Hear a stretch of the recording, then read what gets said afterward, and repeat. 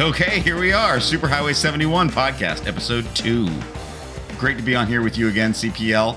Last time we introduced everyone to the how and the why Superhighway 71 came together, and this time we're going to dive a little bit deeper and talk about some of our specific inspirations around production and miniatures and filmmaking, some sparks from our life's journey. And we thought it'd be fun to uncover some of these because it occurred to us that some of you that like our content, our track content, might actually find some of these other things also really cool and interesting. So we thought it'd be a nice way to cross-pollinate some of our own passion topics and share some of these with you. So we're going to dive right in and just sort of run through a couple of the things that sort of lit the fuse in a way, spiritually, of Superhighway 71.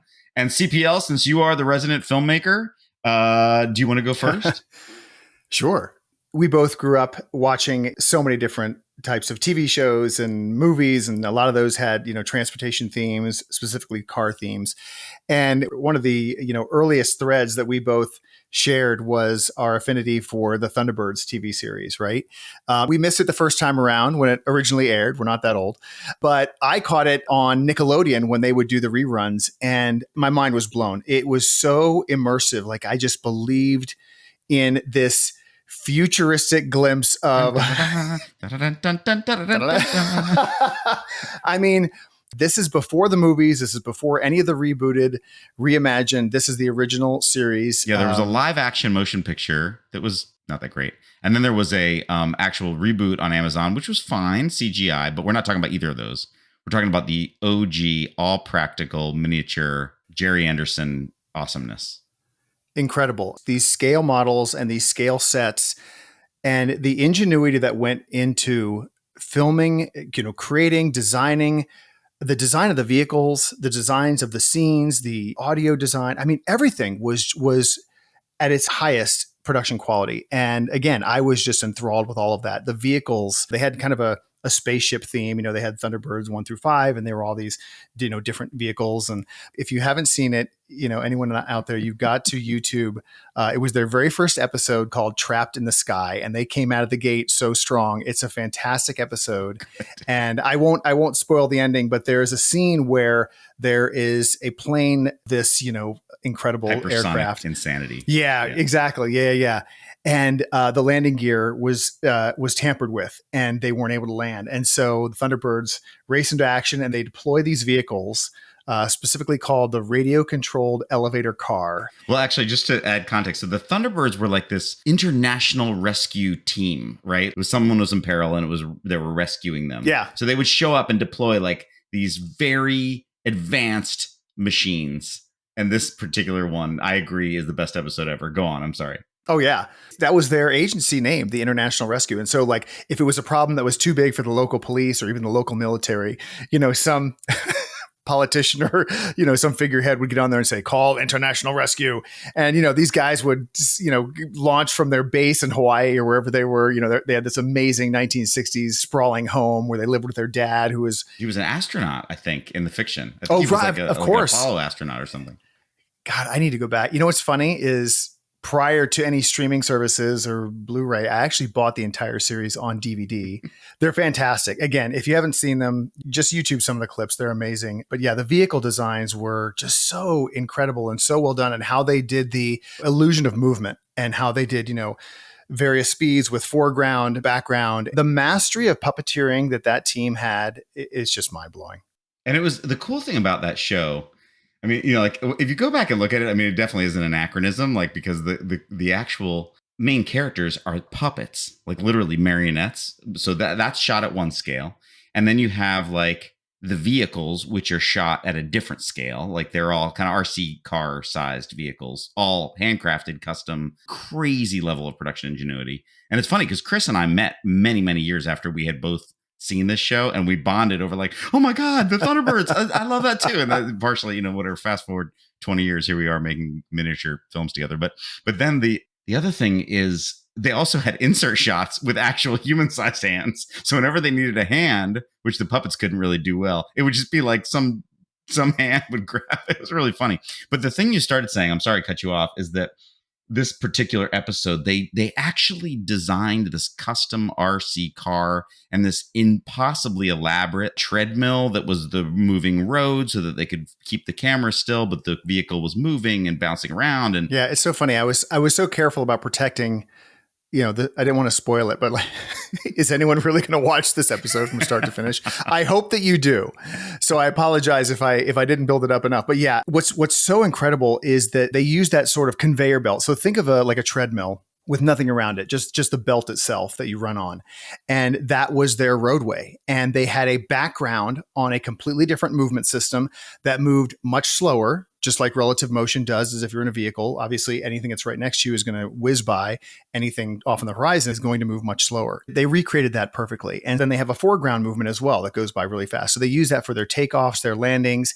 Anytime they have shots of vehicles, traveling at high speed and there's landscape or architecture or whatever that's going by to create that movement, it is brilliant. And like you said, the fact that they knew, or at least had done enough research to play around with and shoot these different scales, it's blended so seamlessly. It's brilliant. Also, shout out Gerry Anderson, the creator, now has a fairly active podcast of his own, also on YouTube, that unpacks a lot of these stories with the actual teams that built these incredibly elaborate sets. Now, when did he do his podcast? Because he passed in 2012. Did they dig up some archive footage and assemble it? Well, there's definitely some of them feature him, but it could be archived content. But I think it's probably mostly like the universe of Gerry Anderson. Oh, right. Gotcha. Well, that's a great one to start with because it definitely sparked both of us. And that I think many other people have been inspired by that. In fact, even the most recent Barbie movie has a scene which is practical side shot, multiple kind of moving panes. Shout out Mattel property, of course. But there's a lot of these different like side shot, multiple moving frames kind of ideas that are all just beautifully done and really fantastic. And I think one of the things that you and I love consistently is these things that kind of marry the creativity of the right brain with the technical ingenuity of the left brain. It's one of the things that draws us to doing these Superhighway 71 tracks because they end up being surprisingly complex. Technically, both the production and the track itself, but also it's like a super creative, imaginative medium. So my next one, which is from much more recently, about 10 years ago, 11 years ago, I think, Vanguard Pictures, early piece of DIECAST YouTube content, Nitro Warriors 1 and 2, and there were many more. My favorites by far are 1 and 2. But shout out to Paul Greer and Brandon Kent and all the other people that collaborated on that. And it was basically this incredibly elaborate story told with found objects around the home and 1/64th scale cars and some other size toys as well, all put together in this like city scene and airport scene. And I don't want to give anything away. If you haven't seen Nitro Wars, because again, it's like, this is kind of YouTube 1.0, it was about 10 years ago. But if you go back and you watch this content, they laboriously, so I love it at two levels. Number one, the actual like rigor of the production is pretty great. Like it's all stop motion and there's like, I don't even want to think about how many frames they did, but the thing I love more about this piece of content is it tells a really evocative story.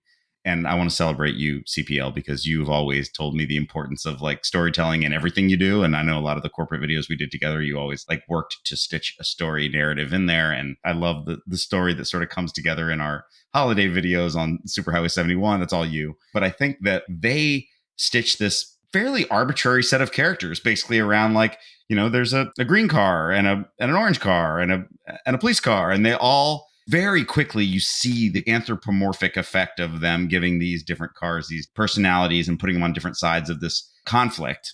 And the conflict takes weird twists and turns along the way. And then, the first one ends and you're like, what happens now? And then they roll into the second one, which kind of picks up right where the first one left off. But it gets more ambitious and bigger in scale and more different characters and more little like great visual gags and super, super fun. I probably watched both of those each 30 times. I mean, they're so fun because there's so many little details. You can feel the love in a piece of content like that. You've seen both of those, right? Many times. You introduced them to me and I was, it's being chased by police and helicopters. And, at one point, like jets get in there but you find yourself rooting for you have no real context of what this guy did to gain this much attention from law enforcement. Definitely worth a watch and great use of camera, great camera angles. And, we've talked about this in our own track videos. It's, We never want to use the camera for camera's sake. We want to use the camera to accentuate the story, accentuate the danger, or highlight a certain track element or the cars, where it's at on this part of the journey. So I thought they did such a good job with use of camera and variety of camera to kind of establish space and environment. So well done. Incredible. By the way, did you encounter any miniature filmmaking on set in your Hollywood journey?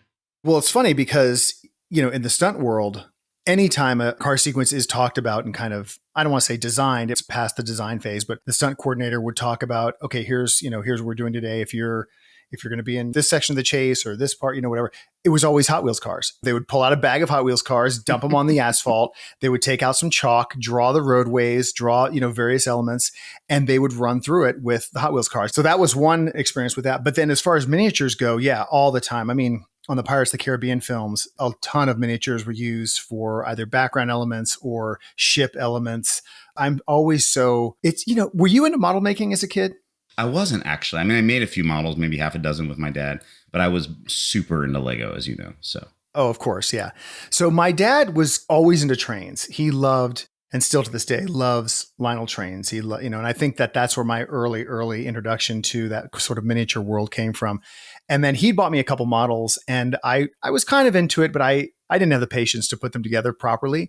But once they were done, I was fascinated with the scale and the detail. I remember putting together like a 69 Mustang and there was like a gear shift that, we glued on with tweezers. And so I've always been fascinated with that level of detail in such a small environment. And so anytime I got a chance to see, the miniature ships on Pirates or various things on different movies and TV shows, I could stare at them for hours. And just the level of craftsmanship is so unbelievable. On that note, very relatively recent, last few months, has everybody seen this RC chase scene? This YouTube creator, Paul E.T., made a full chase scene in a one-car garage, every dimension of it, insert shots, and he actually brought in, I think, a 65-inch TV, which he essentially uses as like the same way that Disney uses the volume for The Mandalorian and their other productions. He basically does that at scale with a 65-inch TV. And the cool thing about the video, which is pretty long, it's like 25 minutes long or something, he actually walks through his entire creative process and shows every challenge he hit and how he overcame that. And then, of course, it ends with the chase itself. But it's really inspiring, the level of detail, attention to detail. He projects a road down, so it looks like the road's moving. He elevates the car so that the wheels are spinning correctly. He has this panning, cityscape behind the cars on the television. I mean, it's like all these little details that all come together beautifully. That was what really spoke to me in that video. Like the chasing itself is impressive, don't get me wrong, but I really loved watching him go through the journey. It was a really, really cool stepping stone process of seeing him, okay, this is what I want to achieve. Let's try this. Nope, that doesn't work. How about this? That spoke to me in many ways. I just thought that was really inspiring for any type of creator, not just filmmaking. So good. What's next on your list? Wes Anderson and his use of miniatures. I have to talk about Asteroid City. Did you see it? I haven't. It's on my list. I'm dying to. Saw it in the theater. Absolutely loved it. I mean, his films are always such a breath of fresh air anyway, but the use of miniatures, there are so many times throughout the film where it's seamless and you really don't notice it. And other times where you kind of get the feeling, okay, that was his intention. He wanted that to sort of feel like a miniature because he has these fantastical scenarios and situations and they're flawless. How he combines that with practical camera and then of course CGI layering, again, talk about someone who is able to achieve their vision through all the, various tools that are available. But you would think in this day and age that he would just go to CGI because it's, easier and cheaper now. But people that are still calling back to those early techniques and applying them with today's technology and artistry it's fascinating. So you got please see it at some point. It's so good. I do need to. I actually went to a recent exhibit at the MOPOP Museum in Seattle for LAIKA. Oh, of course. Yeah. The studio. They had a bunch of their actual sets, which are surprisingly large, actually, for miniatures, just to give that detail. And they were, it's just so inspiring. I mean, again, absolute passion around filmmaking and this sort of, this unique concept of taking scale things and filming them in a way that is exciting and evocative. It's like, you can really trace the line between these like multi-million-dollar Hollywood productions and then those of us who like, for fun, film 1/64 scale cars. It's sort of like we all have the same brand of crazy, I guess, in a way, which is probably a great segue to, there's a bunch of these waypoints on our journey together as creative collaborators, most of which was actually like professional promotional film work. But then when we decided to do this passion project together, we were really like activated and emboldened by the increasing number of dudes like us in different parts of the world that were doing really high quality production with 1/64 scale cars specifically. And there's all these incredible biodiversity of people. We mentioned one of them with Nitro Warriors, which was, again, that was a while ago, but then a bunch of others have been inspired. So probably one of the ones that really catalyzed this category is 3D bot makers, which is super fun because that actually started as being a 3D printed business, but people were so drawn to the content and these incredible races that they filmed as a promotional vehicle. They said, you know what, we're just going to like lean into that, which, by the way, fun fact, is exactly what happened with Pixar. Pixar was actually making like computer rendering hardware, and they made these Tin Toy and other showcase videos to celebrate the hardware and to showcase the hardware. And then people loved those videos so much, they said, you know what, let's make feature-length films, Toy Story, and the rest is history. So I love 3D Bot Makers, sort of has a similar story to tell. And they just have done such a good job with their comedic commentary. Really fantastic. Also, the Skyway, which has a slightly different kind of art style, but is similar in structure. I actually want to visit this incredible track, which is somewhere in someone's garage, beautifully lit and beautifully constructed. Also, a lot of 3D printing in the mix. 5 Mad Movie Makers, everything they make is incredible. And when we got our first shout out from them on our channel, that was like, oh my gosh, the 5 Mad Movie Makers watched our content. They subscribed. So, super, super rad. Also, another one on my list is JAKARTA DIECAST project. If you haven't seen, he basically takes these old, or unremarkable Hot Wheels cars and then just deconstructs them, removes the paint. I don't know how long he spends, but he transforms them into these incredible custom cars that, if you didn't know better, you wouldn't know they were a scaled car. Like, they just come out so beautiful. And then the end is like this beautiful shot of the final product. Who else comes to mind? Who did the drifting postal vehicle? Do you remember who that was? Good one. TLS Garage. Yes. Oh my God. This is a couple of years ago. They first of all, their sets are incredible. Like, they build these little 1/64 scale dioramas but then they took this postal vehicle and they added like a camera and a drift rig, and then they're driving it through and they added in cool music. I mean, it's like a little Hoonigan video, but with a postal vehicle. It is awesome. If you haven't seen it, you got to see it. It's so entertaining. And the final result is amazing. It's so good. Dude, such a good one. I totally forgot about that. I mean, there's so many more. Anyways, we're trying to add our own twist. So our style is a little bit different and unique, and also leveraging, your background as a longtime action person in film and a little bit of my inventions for our track tripod interfaces. And we love to see some of those are showing up on YouTube as well. And people are taking inspiration from some of our videos in weird and wonderful ways. And so it's just fun to, be a tiny little part of this community of makers and creators that are trying to do our own flavor of miniature filmmaking. And anyways, it was just fun to share a little bit about what got us here and what got us excited about this category. Anything to add?